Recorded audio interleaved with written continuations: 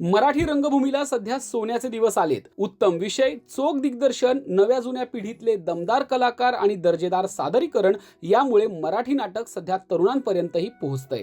परिणामी नाटकाला येणाऱ्या प्रेक्षकांची संख्या चांगलीच वाढलीये। म्हणूनच निर्माते देखील उत्तमोत्तम कलाकृती रंगभूमीवर आणण्याचा प्रयत्न करत आहेत। अशातच आणखी एका नव्या नाटकाची घोषणा झालीये आणि प्रेक्षकांना सुखद धक्का बसलाय। कारण सुकन्या मोने आणि डॉक्टर गिरीश ओक ही जोडी तब्बल 30 वर्षांनी पुन्हा एकदा रंगभूमी गाजवायला सज्ज झालीये। होय, अगदी खरंय। आता थांबवायचं कसं असं या नाटकाचं नाव असून सुकन्या मोने आणि डॉक्टर ओक यामध्ये प्रमुख भूमिकेत आहेत। तर लेखन आणि दिग्दर्शन संदीप दंडवते यांनी केलं आहे। या नाटकातील भूमिकेविषयी बोलताना डॉक्टर गिरीश ओक म्हणाले, सुकन्या सोबत 30 वर्षांनंतर नाटकात काम करताना जुन्या आठवणी ताज्या झाल्या।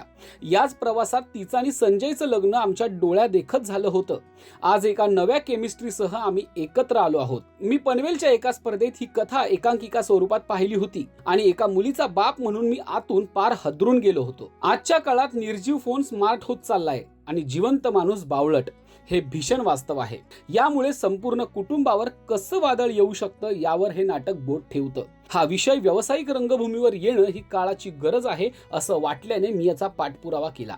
तर सुकन्या मोने म्हणतात, तब्बल 10 वर्षांनी मी रंगभूमीवर येणं ही माझीच परीक्षा आहे। 2014 मध्ये सेल्फी नंतर मी नाटकच केलं नाही, पण आता थांबवायचं कसं ही संहिता माझ्या मनाला स्पर्श करून गेली। कुसुम मनोहर लेले आणि जुळून येती रेशीम गाठी नंतर गिरीश सोबत पुन्हा एकदा काम करणं म्हणजे माझ्यासाठी एक पर्वणीच आहे। आमचं गिव्ह अँड टेक इतकं सहज आहे की आम्हाला संवादाचीही गरज नाही।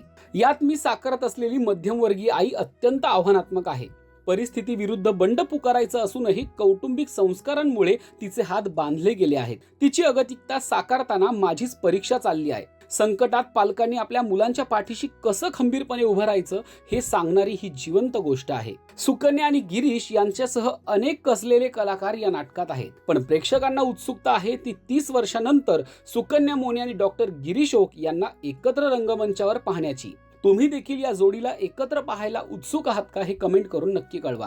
आणि मराठी सिने विश्वातील ताज्या अपडेट, बातम्या आणि गॉसिपसाठी सबस्क्राईब करायला विसरू नका, फक्त राजश्री मराठी।